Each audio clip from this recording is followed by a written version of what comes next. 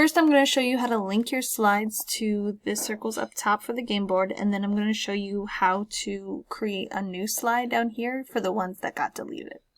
So it doesn't matter whatever order over here your slides are, so as long as you know the number, you can create a link. So let's just link this one here.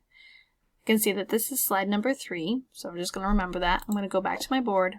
And I unlinked this one, so when I click on the circle, nothing pops up. If I click on a normal circle that is linked, I'll see my slide link right here. So this one doesn't have a link. All you need to do is go up to the top and push Insert Link. I think it's also over here if you want to do here, Insert, and there it is, Link. But I just go to the shortcut.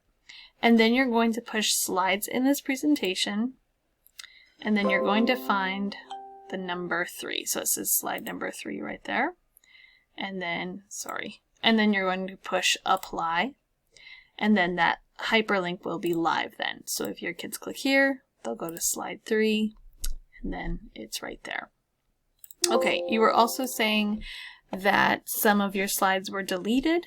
So if you need to create a new slide, you're going to duplicate it. So all I did was right here was right click, I pushed duplicate slide, but then you notice it's going to push all your other slides down, which breaks the link for everything else. So in order for the links to still work for everything else, you're going to select this slide. It says move one slide, click and hold with your mouse, and then drag it all the way down to the bottom.